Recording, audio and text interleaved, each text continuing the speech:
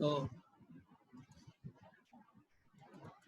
हमारा ये सेशन जो चल रहा है नॉन कन्वेंशनल मशीनिंग का, इसमें हम थर्मो इलेक्ट्रिक या थर्मल इफेक्ट जो है उसके कारण मेटल को रिमूव कर रहे हैं। मेटल रिमूव करने के लिए मटेरियल को हीट अप करते हैं, मटेरियल को मेल्ट करते हैं और इसी मेथड के अंदर केमिकली जो है प्रोसेस हो रही है, तो उसको इलेक्ट्रिसिटी से और उसको जो है बूस्ट करते हैं और मोल्टेन मेटल या ईस्ट मेटल जो है उसको हम वहाँ से अलग करते हैं। आज का जो टॉपिक है that is plasma arc machining, PAM। तो ये प्लाज्मा आर्क मशीनिंग जो है प्योरली थर्मल है, प्योरली थर्मल है और इतनी ज़्यादा इफेक्टिव है कि जो प्रोसेस हम मेटल कटिंग के लिए यूज़ करते हैं, जहाँ वो फेल होने लग जाती हैं, तब हम वहाँ पर PAM का यूज़ करते हैं। In by how many ways we can remove the material by cutting. तो कटिंग में हैक्सो यूज़ करते हैं, बैंडसो यूज़ करते हैं, है ना। और नया मेथड अगर हम देखें तो और क्या हो सकता है, और होता है कि हम फ्लेम कटिंग से उसको जो है मेटल को कट करते हैं। फ्लेम कटिंग ऑक्सी एसिटिलीन वाली है, फर्स्ट ईयर में आपने देखा होगा, पढ़ा होगा, सेकंड ईयर में ही पढ़ा है, जहां पर ऑक्सी एसिटिलीन वाला जो है काम करना बंद हो जाए या वो इनएफेक्टिव रहे, इफेक्टिव नहीं हो, तो वहां पर हम प्लाज्मा आर्क मशीन को जो है यूज कर लेते हैं। अब इसके बारे में अगर हम देखें तो आप ये देखिए कि इसके डायग्राम को याद करना बहुत जरूरी है। अगर आपने डायग्राम को याद कर लिया, बनाना सीख लिया, तो फिर इसको एक्सप्लेन करने में कोई भी किसी प्रकार की परेशानी नहीं आएगी।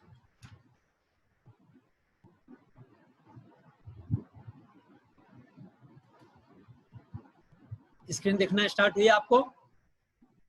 हेलो, आपको स्क्रीन दिख रही है? Yes sir. है ना?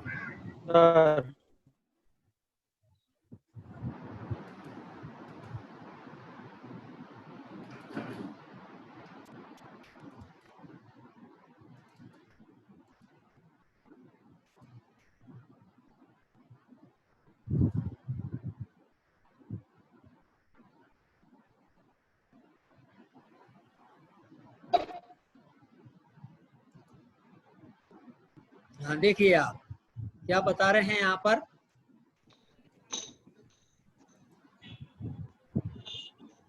When a gas is raised to high temperature to the order of 30,000 degrees centigrade, the atoms get ionized, and this phase of ionized gas is called plasma. Heating the gas up to 30,000 or 28,000, then the gas behavior changes and it starts emitting or it starts giving heat. यहाँ पर उस phenomena, उस property को हम use करते हैं। The plasma jet heats up the workpiece where the jet impinges on it. जहाँ उसकी गैस जो है हिट कर रही है मटेरियल से वर्कपीस के, वहां पर क्या हो रहा है? It is causing a quick melting, and after that, if it is used for sheet and plate, including profile cutting, सिर्फ कटिंग नहीं कर सकते हैं हम इसको, जो है कई शेप के अंदर, कई जो है कर्व के अंदर, जो है जैसा हम चाहते हैं वैसा का वैसा इसको यूज कर सकते हैं। And in place of oxy fuel cutting, oxy fuel का मतलब ऑक्सी एसिटिलीन वाला वही है। Mechanism of the material removal, there are two points here, heating and melting. First we are heating the workpiece, then due to excessive heat or excessive temperature, it starts melting, and then removal of the molten metal by blasting action of the plasma jet. उसमें से इस तरीके से gas को flow करते हैं कि वो ब्लास्टिंग का मतलब एकदम से जो मोल्टन मेटल था उसको और अलग कर सके। अब नेक्स्ट देखिए PAM प्रोसेस क्या है। In plasma arc machining, an arc is generated between the hot cathode and the workpiece acting as anode.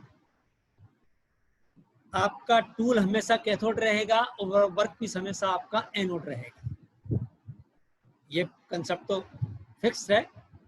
एक गैस, नाइट्रोजन और argon gas is introduced around the cathode and is allowed to flow through a narrow path towards the anode. एक nozzle जैसी बना देते हैं, उसमें से वो उस गैस को पास करते हैं।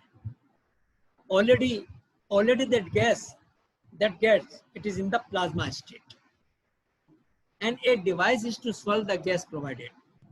वो गैस जो है एनोड के चारों तरफ घूमती हुई नीचे आती है, तभी तो उसका फोर्स बनेगा, तभी वो एक्सीलरेट होगी। प्रेशर से तो आ ही रही है और उसको एक नोजल बना के वहां से पास करते हैं।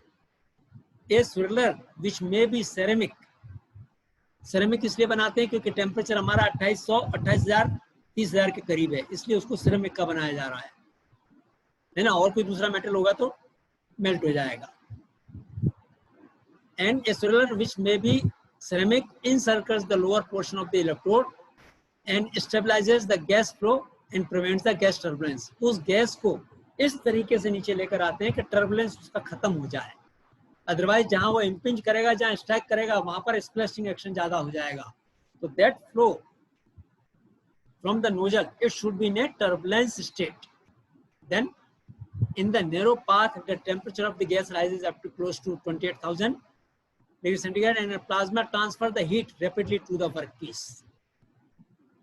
When the gas is hitting or impinging on the workpiece, what will happen? The heat will transfer to the workpiece and that heat will melt the workpiece. उसको वो melt करना से start कर देगी। And because the temperature is so high, it is very high as compared to the melting point of the material, workpiece material. What happens? It melts and vaporizes. तो यहाँ पर molten metal को vaporise हमने कर दिया, इसीलिए हमें किसी और इलेक्ट्रोलाइट की किसी और चीज की फ्लो की जरूरत नहीं है कि उसको बहा के वहां से ले जाए। वो वेपोराइज कर देगा, उसको पूरा खत्म कर देगा। ये ब्यूटी है इसकी। अब ये देखिए आप, ये पूरा सर्किटरी डायग्राम है। ये आपका पावर सप्लाई है। Positive is coming to the work piece and negative is going to the cathode, I mean electrode.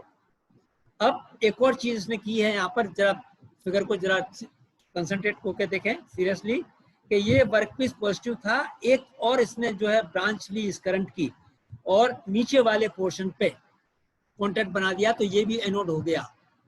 यहाँ पर इंसुलेटर लगा हुआ है, ये इंसुलेटर है और ये कैथोड है, मेरा टूल है। यहाँ इसकी शेप का कोई मतलब नहीं है, है ना। और ये पोर्शन जो है एनोड बना हुआ है, तो इसको इस वाले पोर्शन को नोजल को हम क्या बोलेंगे? एनोडिक नोजल, क्योंकि ये एनोड का कनेक्शन है। यहाँ पर ये एनोडिक नोजल है, ये यहाँ पर इलेक्ट्रोड कैथोड है मेरा, और यहाँ से इसमें गैस फ्लो होती है जो स्विरलिंग ऑपरेशन यहाँ पर होते हुए और जो है ये नीचे आया। अब ये देखिए आप, ये जो दूसरी प्राइमरी गैस यहाँ से फ्लो हो रही है, जो कि मेल्ट हो रही है, जो नाइट्रोजन और जो है आर्गन गैस थी, और दूसरी गैस हाइड्रोजन, नाइट्रोजन, ऑक्सीजन, ये दूसरा काम करती है। इनको हम सेकेंडरी गैस कहते हैं। प्राइमरी गैस जो इधर से आ रही है, जो कि मेरे मेल्ट हो रही है, प्लाज्मा स्टेट में आ रही है, वो गैस अलग है, और ये सेकेंडरी गैस ये अलग है। इसको हम, है ना, तो ये वही पहले वाले ही लिखा हुआ है। In plasma arc machining an arc is generated between the hot cathode and the workpiece acting as the anode. A gas is introduced around the cathode and is allowed to flow through a narrow path towards the anode. ये हम next दूसरे वाले उसमें देखेंगे। ये देखिए आप, ये गैस प्राइमरी गैस यहाँ से आ रही है, स्विरलिंग ऑपरेशन हो रहा है, ये यहाँ पर इसका एरिया कम किया, ये यहाँ पर टर्बुलेंस इसका खत्म किया, और एक जेट बनकर यहाँ पर नीचे आ रही है।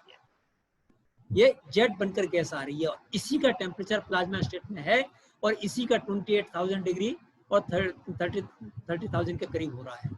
और ये सेकेंडरी गैस है, जो ऑक्सीजन, हाइड्रोजन और जो दूसरी गैसें थी, ये गैस कार्बन डाइऑक्साइड वगैरह ये यहाँ से आ रही है और ये इसको कूल कर रही है क्योंकि ये बहुत हॉट है, टेम्परेचर आपको बता ही दिया 28,000, और ये यहाँ पर शील्डिंग का काम भी कर रही है। क्या कर रही है यहाँ पर?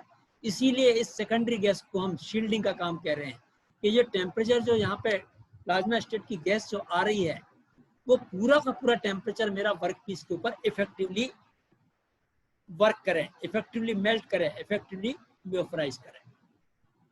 तो ये सेकेंडरी गैस है जो इसके कूलिंग के काम में भी आ रही है टूल के, और शील्डिंग का काम भी कर रही है यहाँ इस पोर्शन पर वर्क पीस के ऊपर। इसीलिए देखिए आप इसकी शेप ऐसी बनाई है। अब देखिए क्या लिखा हुआ है, ये device is to swirl the gas is provided. ये स्विरलिंग हो रही है गैस की। A swirler which may be ceramic encircle the lower portion of the electrode that stabilizes the gas flow and prevent the gas turbulence. ये यहाँ हो रहा है। In the narrow path of the temperature of the gas rises close to the 28,000 and the plasma transfer the heat rapidly to the workpiece. ये यहाँ पर transfer होना शुरू हो गया। The material melts and vaporizes.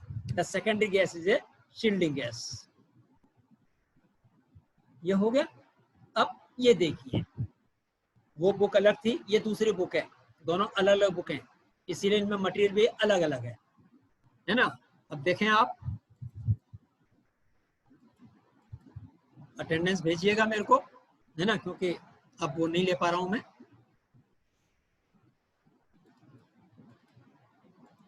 देखें आप, ये बताया था कि work piece where the jet temperature on it causing a quick melting, the gas coming from the electrode surfaces, है ना, एनोड से, it is hitting the workpiece and causing a quick melting. PAM can be used on all materials which conduct electricity. ये जो है मेरा ये वाला जो वर्क सरफेस है, ये यहाँ पर एनोड हमने बनाया हुआ है ना, तो अगर ये कंडक्टिव मटेरियल नहीं है तो फिर काम नहीं हो पाएगा,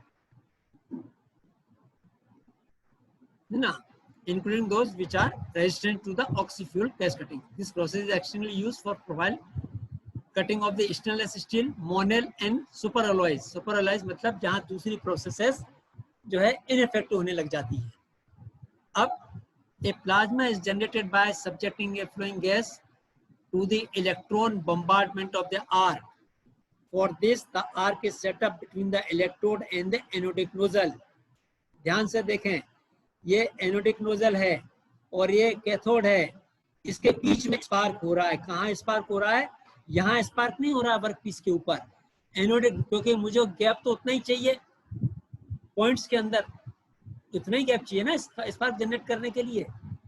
तो और अगर मैं इस नोजल को एनोडिक नोजल नहीं बनाता हूँ या पास में लेकर आता हूँ तो मेरा गैस का फ्लो नहीं हो पाएगा, गैस बाहर नहीं निकल पाएगी इतने गैप से, और पूरा एरिया मेरा एरिया जो है डिस्टर्ब होने लग जाएगा। जैसे दूर करूंगा तो ये स्पार्क बंद हो जाएगा। उससे बचने के लिए इसको एनोडिक नोजल बनाया है, और ये यहाँ पर स्पार्क हो रहा है। उस स्पार्क में से जब गैस निकलती है तब क्या क्या होता है वो हम देखेंगे। तो क्या कह रहा है कि इलेक्ट्रॉन जो है, क्योंकि स्पार्क जब होता है तो इलेक्ट्रॉन का फ्लो स्टार्ट हो जाता है। For this arc is set up between the electrode and the anodic nozzle and gas is forced to flow through this arc. और इस गैप के बीच में से जहाँ स्पार्क हो रहा है वहां से हम गैस को फ्लो करते हैं। अब क्या लिखा है ये देखिए आप, ये इसकी पूरी थ्योरी है जो समझना बहुत जरूरी है। The high velocity electrons of the arc collides with the gas molecules. जो गैस आ रही है प्राइमरी गैस, उसके मॉलिक्यूल्स के ऊपर जो है कोलाइड करते हैं। क्या? Electrons of the sparks, anodic cathode, anodic उसके ऊपर और कैथोड के कारण, and causing a dissociation of the diatomic molecules और एटम। वो मॉलिक्यूल्स जो थे गैस के, अब वो डिसोसिएशन उनका हो रहा है और एटम्स जो है, एटम्स में और एटम्स के बाद आयंस और इलेक्ट्रॉन्स के अंदर ब्रेक हो रहे हैं। उस ब्रेकिंग के कारण क्या हो रहा है? Resulting in A substantial increase in the conductivity of the gas. उसकी गैस की कंडक्टिविटी बढ़ जाती है, और क्या हो रहा है? Which is now in the plasma state. बढ़ते बढ़ते वो टेम्परेचर 26,000, 27,000 और 28,000 के आसपास आना स्टार्ट हो रहा है। अब फ्री इलेक्ट्रॉन्स जो हैं subsequently accelerate and cause more ionization and heating. उसी गैस का आयोनाइजेशन भी बढ़ रहा है, हीटिंग भी बढ़ रही है, और उनका एक्सेलरेशन, उनका जो है एक तरीके से एनर्जी जो है वो एक्सेलरेट, गैस को एक्सेलरेट करने के काम में आ रही है। And what happens later? What happens again? That afterward a further increase the temperature take place when the ions and the free electrons recombines.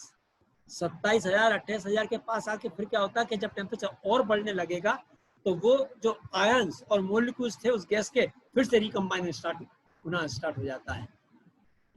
आगे आए, ब्रेकअप हुआ, एटम्स मोलिक्यूल बने, मोलिक्यूल से एटम बना और इलेक्ट्रॉन्स और आयंस बने, और टेम्परेचर बढ़ा, एक्सेलरेट किया, टेम्परेचर बढ़ा, फिर जैसे टेम्परेचर 28,000 के पास पहुंचता है फिर से वो रिकम्बाइन होना स्टार्ट हो जाते हैं। And that process is exothermic. फिर से जब रिकम्बाइन होगा तो और टेम्परेचर बढ़ेगा। So a high temperature plasma is generated which is force through the nozzle in the form of jet. ये लिया और यहाँ से मैंने, है ना, यहाँ से इस जेट को बना के मैंने, ताकि ये डिस्टेंस मेरे को मिल सके, ताकि वो एकदम से उसको बाहर निकलने के लिए जो है स्पेस मिल सके। अगर मैं इसको एनर्जेटिक वो नहीं बनाऊंगा तो इतने पास में आके वो काम नहीं हो पाएगा, है ना। और क्या होगा उसमें? The mechanism of the metal removal is based on heating and melting, removal of the mortal metal by blasting action of the plasma, और फिर वो जो है वेपराइज हो जाएगा। अब शील्डिंग गैस जो है, जिसको हम सेकेंडरी गैस भी कहते हैं या सेकेंडरी गैस को शील्डिंग गैस भी कहते हैं, वो किस काम में आती है और क्या क्या करती है? Hydrogen is often used as shielding gas, SS के लिए है, aluminium other non ferrous alloys के लिए, carbon dioxide is for ferrous and non ferrous materials, air and oxygen can be used for mild steel, and if water is used the quality of cut improves. मगर हम हर जगह पानी को, water को use नहीं कर सकते।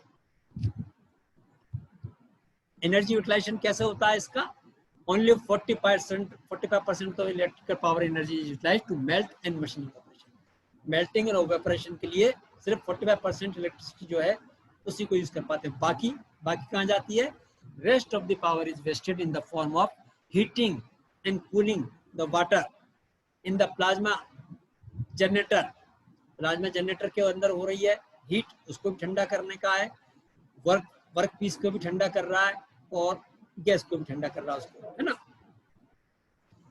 इसके बाद देखिए आप, पैरामीटर्स क्या क्या हैं इसके। Parameters are velocity of the plasma is 500 metres per second. देखिए आप कितना अधिक है, 3600 से मल्टीप्लाई करो तो पता नहीं कितने किलोमीटर की स्पीड हो जाएगी। मटेरियल रिमूवल रेट देखो कितना बढ़िया है, एमआरआर 150 क्यूबिक सेंटीमीटर पर मिनट। इसी के कारण ही हम इसको इस मेटल कटिंग के काम में ले पाए। स्पेक्ट्रल एनर्जी 100 वाट पर सेंटीमीटर क्यूब पर मिनट यूज हो रही है। पावर रेंज 2 किलोवाट से लेकर 2000 किलोवाट तक है, 200 किलोवाट तक है। वोल्टेज 30 से 250 है।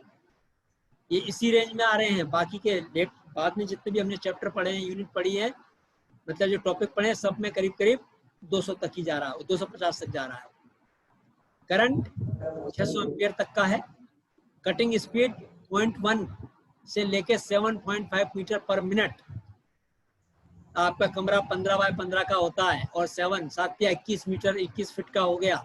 सोचो आप 1 मिनट के अंदर कितनी लंबी प्लेट को या शीट को काट सकता है। और मैक्सिमम थिकनेस 8 इंच के बराबर, 25 200 मिलीमीटर तक की प्लेट को, इतनी मोटी प्लेट को काट सकता है ये। और स्पीड क्या होगी?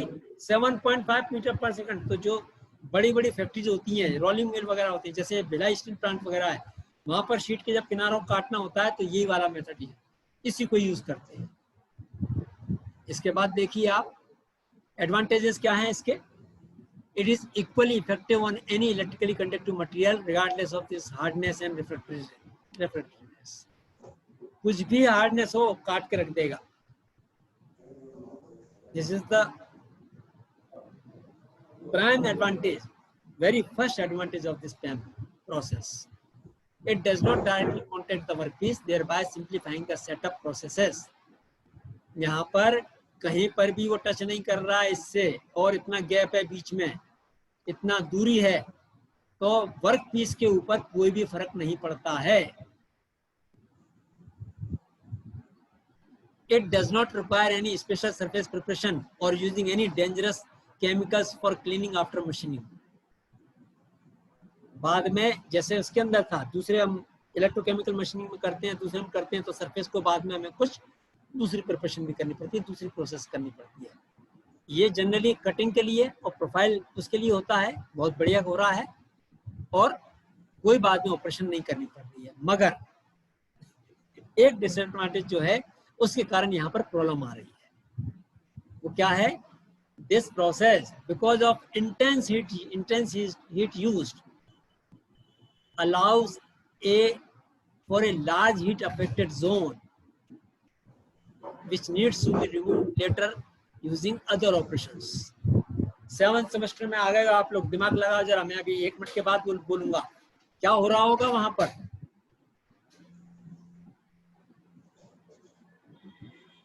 हमने कोई भी,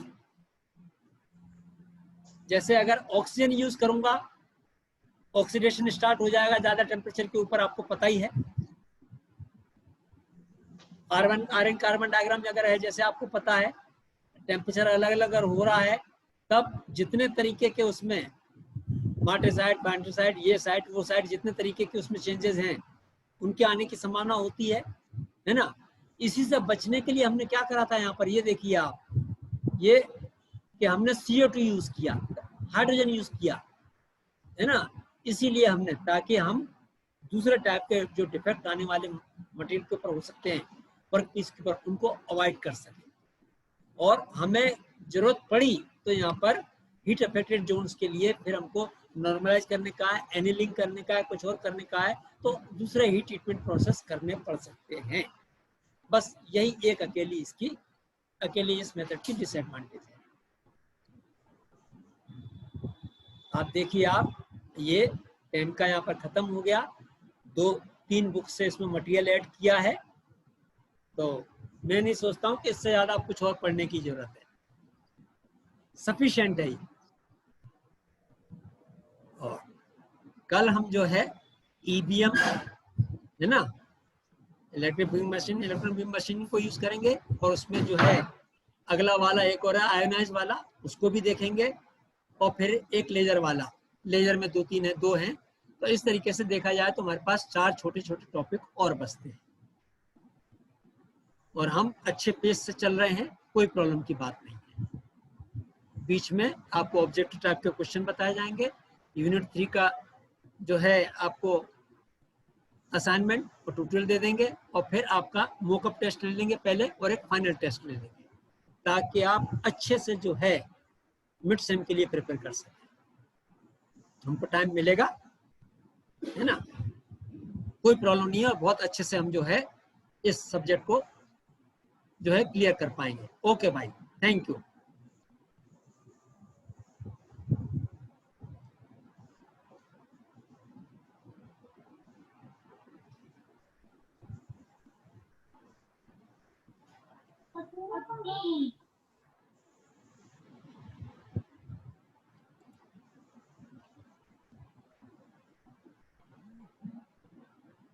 तो अब लेक्चर को एंड करते हैं, है ना.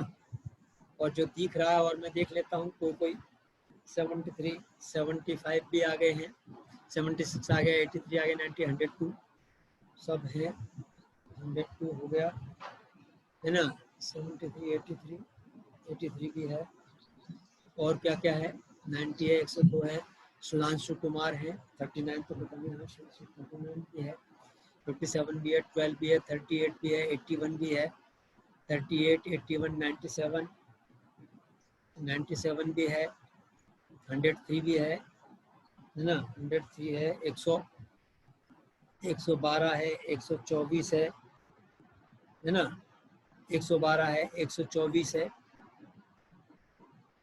62 भी आ गया है, 20, 23, 24, 20, 23, 24, 20, 23, 24, 20 भी लिख लिया। चलो 20 भी आ गया है। 23, 24, D04, 009 लिखा था, 1 लिखा था, 45 लिखा था, 33 आए हैं। चलो अटेंडेंस बहुत कम है। ठीक है, तो अब हम इसको एंड करते हैं। ओके भाई, thank you. Thank you sir. Thank you.